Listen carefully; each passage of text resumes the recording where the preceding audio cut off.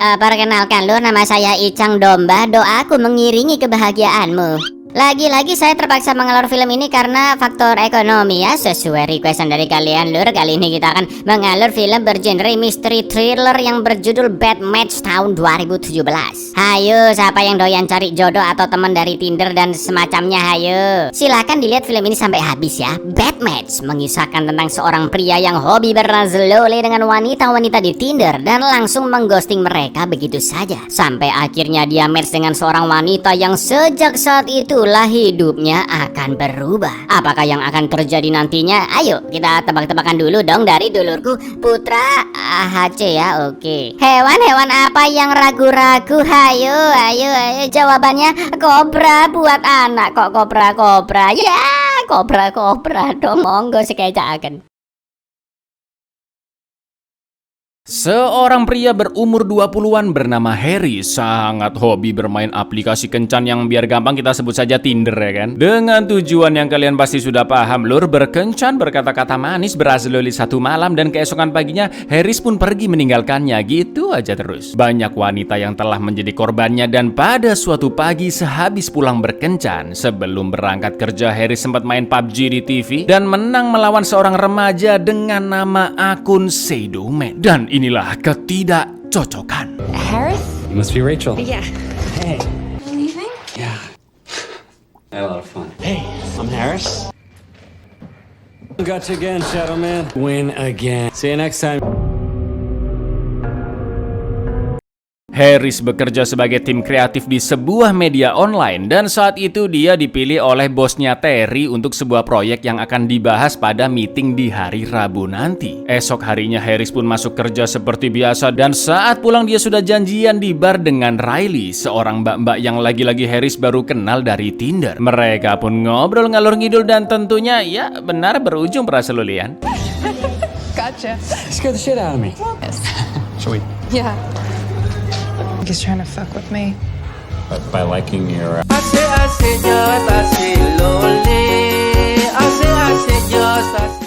Seperti yang sudah tiap selesai berazlole keesokan harinya, Harris pun buru-buru meninggalkan Riley karena harus mempersiapkan meeting di hari Rabu. Sesampainya di kos-kosan, Harris tidak merespon Riley yang terus menghubunginya berkali-kali dan memang cukup annoying. Padahal tadi Harris sudah janji mau ketemuan lagi dengan Riley di akhir pekan. Akan tetapi begitu Riley mengirim foto semelehoinya, jelas Harry pun berubah pikiran dan langsung merespon. Tak lama kemudian Riley pun datang ke rumahnya dan pergantian oli pun berlanjut. Emang si Harris ini pengen begininya doang ya kan? Oh, hello.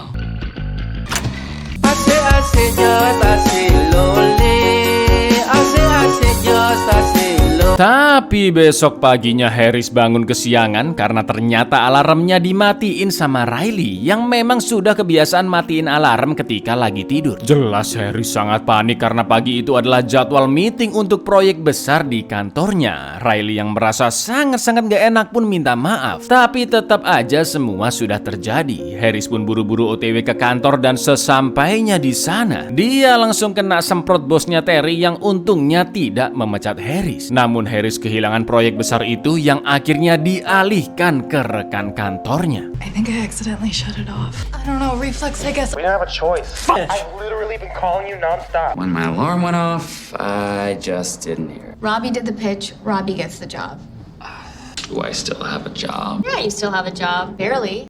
Setelah itu Harris yang pulang pun sangat terkejut karena Riley masih berada di rumahnya. Lalu dia mendekati Harris perlahan-lahan sambil memegang pisau dan yang terjadi. You didn't answer my text. Relax. Reason for everyone to get hurt. Why are you still? Oh my god, I'm cooking dinner. Ternyata Riley datang ke sana untuk masakin Harry sebagai penebusan rasa bersalahnya yang matiin alarm dan membuat Harris kelewatan meetingnya. Tapi Harris yang merasa terganggu menolak Riley secara halus dengan alasan sudah makan malam dan pengen cepet tidur. Sebelum Riley pergi, dia mengungkapkan bahwa dirinya sangat menyukai Harris. Dan untuk menyenangkan hatinya, Harris pun juga mengatakan jika dia menyukai Riley dan akan menyantap makanannya yang terlihat lezat besok siang. Padahal sebenarnya dibuang, Lur. Tell you what, I will have it for lunch tomorrow. I think I might like you too. Okay, let me get out of I think I might like you. To never talk to me again. Sepulangnya dari sana, Riley terus-menerus menghubungi Harris dari SMS, chat Facebook, DM, Instagram, Friendster, wah macam-macam, tapi Harris sama sekali tidak meresponnya. Dia pun lanjut main game dan kembali bertemu dengan akun Shadowman yang tiba-tiba lockout karena Harris mengolok-olok skillnya yang gak seberapa dan juga mengejeknya jomblo akut. I'm talking about a real life human girl. I'm not talking about the body pill. Actually dealing with a girl. You had a girlfriend before? You should get one. Wait, Shadow, you know, quit. Well, guess you had enough. Keesokan harinya Riley masih terus menghubungi Harris, tapi kali ini dia nekat menelpon langsung ke kantornya dan ngaku-ngaku sebagai ibunya Harris demi bisa ngobrol dengan Harris untuk mengajaknya jalan-jalan. Harris pun langsung menolak dengan alasan lagi nggak enak badan dan mau istirahat di kosannya. Jelas di sini Harris makin jengkel ke Riley yang sangat-sangat annoying karena sampai telepon ke kantornya dong. Kan nggak tahu waktu banget si Riley ini, Lur. Still concert is tonight. Yeah, you know what? I think I'm just gonna take it easy tonight. Online, you weren't answering yourselves. I just figured. Yeah, I'm you know, I'm not feeling so great. I'm gonna.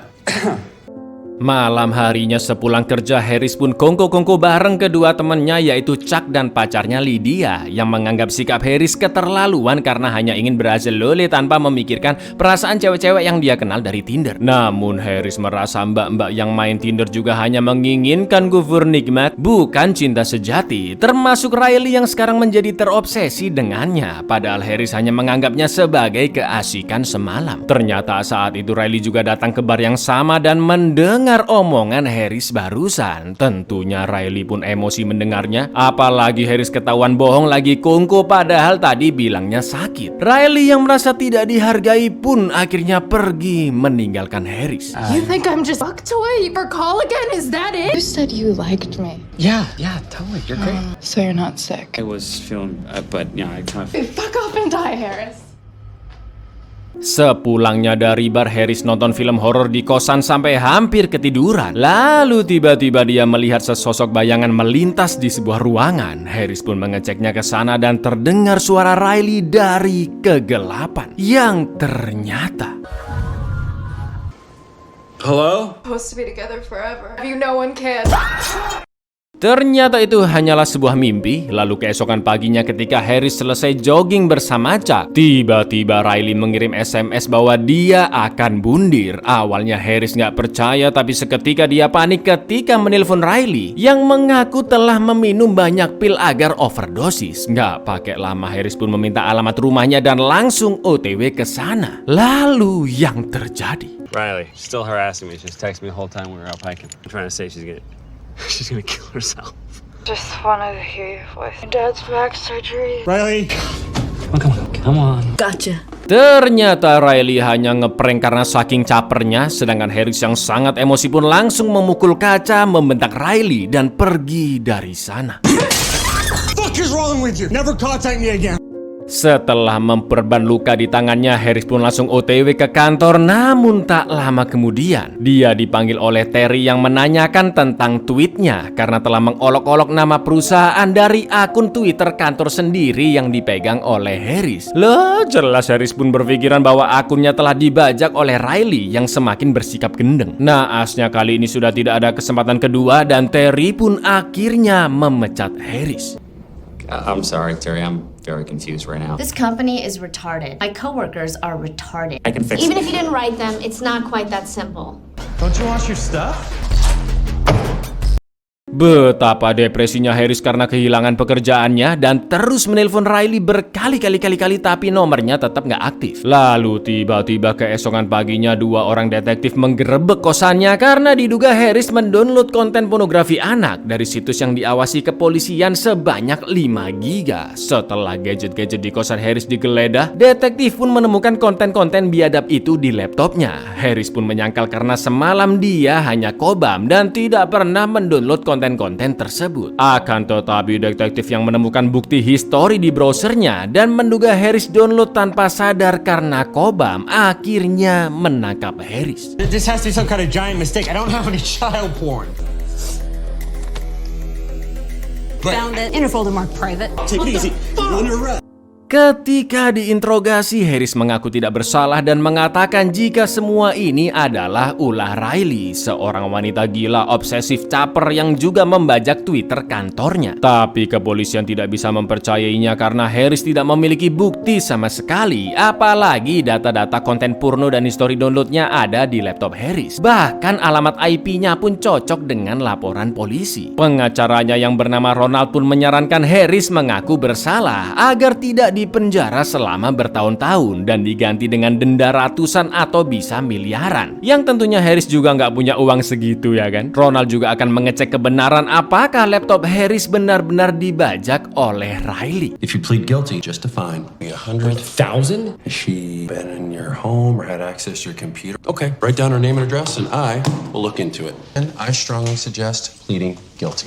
Now, untungnya Harris masih ada waktu seminggu sebelum sidang dan satu-satunya orang yang bisa membebaskannya adalah Riley yang harus bersaksi atas semua ulahnya di pengadilan nanti. Setelah minum-minum dengan temannya Chuck, Harris yang sangat-sangat emosi berniat memancing Riley dengan meminta maaf kepadanya agar Riley mau mengakui ulah hackingnya. Harris pun gercep OTW ke rumah Riley yang saat itu jam 2:30 malam dan sesampainya di sana dengan terpaksa Riley pun mempersilahkan masuk. Lalu Harris meminta maaf atas segala kesalahannya selama ini, mulai dari mengghostingnya sampai membentak Riley yang ngeprank sebelumnya. Melihat kesungguhan Harris, Riley pun juga meminta maaf soal prank bundir yang dilakukannya. Namun karena Riley tidak membahas soal file-file porno di laptopnya, Harris pun langsung mencekik Riley dan memaksanya untuk mengaku jika semua file laknat itu adalah perbuatannya. Riley yang ketakutan pun langsung menggigit tangan Harris dan berteriak sekencang-kencangnya agar Harris pergi dari sana. Let go of me. just admit. No, don't!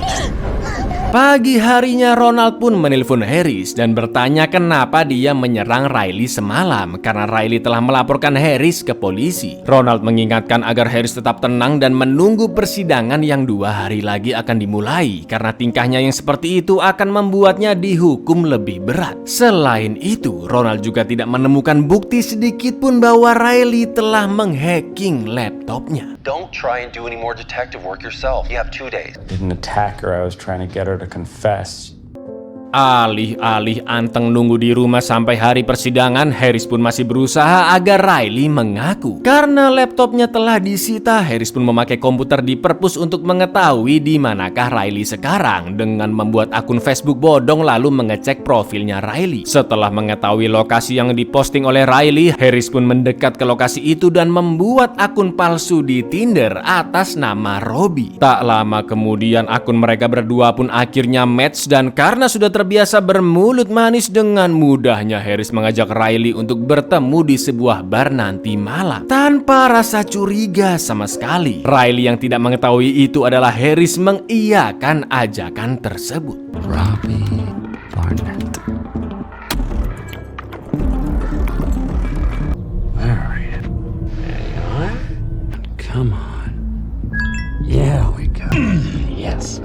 I'll be there. Malam itu Harris ke bar sambil membawa obat tidur dan menunggu Riley datang. Di lain sisi, Ronald yang terus menelpon Harris sama sekali tidak digubrisnya. Sampai akhirnya Riley pun datang, dia memesan minuman dan mulai party-party. Sementara itu Harris juga memesan minuman yang sama dan memasukkan obat tidur ke dalamnya. Lalu ketika Riley sedang asik dugem, secara diam-diam Harris menukar minuman Riley dengan miliknya. Tepat ketika Riley menenggak minumannya, atas nama Robbie, Harris mengechatnya dari Tinder bahwa dia telah sampai di bar. Yang mana akhirnya secara perlahan-lahan Riley pun tertidur ketika sedang menghampiri Harris.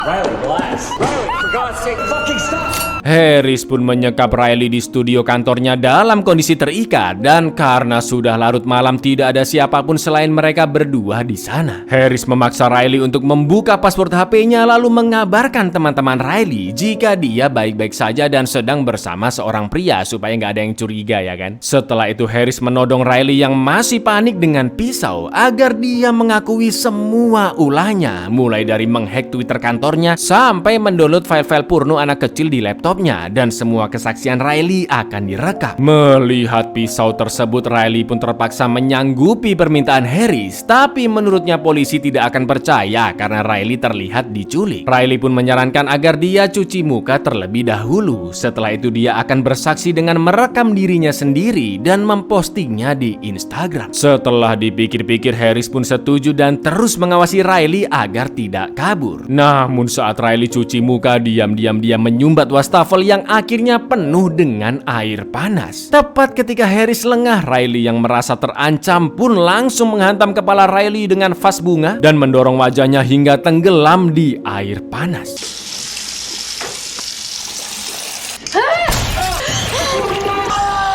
Jelas wajah Harris pun auto melepuh ya kan. Pergulatan pun terjadi. Harris yang berusaha mencekik Riley, matanya dicolok, dan Riley langsung mengambil seonggok palu bergagang panjang di dekat sana untuk memukuli wajah Harris berkali-kali hingga dia pingsan.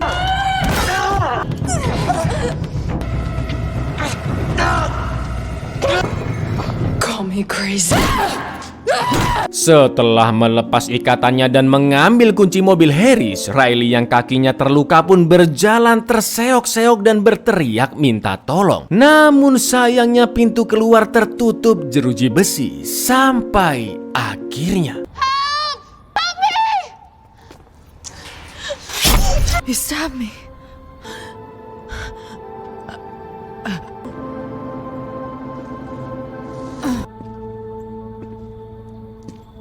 Dengan wajah yang sudah hancur, Harris pun menusukkan pisaunya ke Riley karena tidak kuat menahan pendarahan di dadanya. Kondisi Riley pun semakin melemah dan akhirnya dia tewas. Lalu tak lama kemudian sang pengacara Ronald kembali menelpon, yang kali ini Harris mengangkatnya. Ronald pun menjelaskan bahwa dari kemarin dia berusaha menghubunginya karena ternyata Harris terbukti tidak bersalah. Menurut penelusuran Ronald, HP dan gadget Harris memang benar telah dihack, namun bukan oleh Riley, melainkan oleh seorang bocah 15 tahun bernama Keenan yang memiliki akun game bernama Shadowman. Keenan melakukan itu semua karena tidak terima terus-menerus dibully oleh Harris setiap mabar. Mendengar kenyataan itu, Harris pun hanya bisa terdiam karena dia sudah membunuh Riley yang memang obsesif dan mengganggu, tapi ternyata bukan dialah pelakunya. Gelagat Riley yang seolah-olah mengiyakan peretasan tersebut hanya karena dia takut dengan kebrutalan Harris. Tak lama kemudian, satpam kantor pun datang dan betapa terkejutnya dia melihat wajah Harris yang hancur beserta Riley yang sudah tewas di sebelahnya. Saat itu juga satpam pun langsung melapor ke polisi, yang mana artinya Harris akan dipenjara hanya karena kesalahpahaman. Off the hook, Harris. You're a free man. Go celebrate. Turns out you were hacked, but not by that girl. Christ, Harris, I've been trying to reach you all night. Yeah, you probably know him from his online name, Shadow Man. Gil Keenan from Colorado Springs. Locked him on some video game. Back up at 3421 Empire Boulevard. Buyar, makanya karma kan, kebanyakan main Tinder ya kan. Download aplikasi yang berfaedah lah Lur, misalnya Only. Assalamualaikum.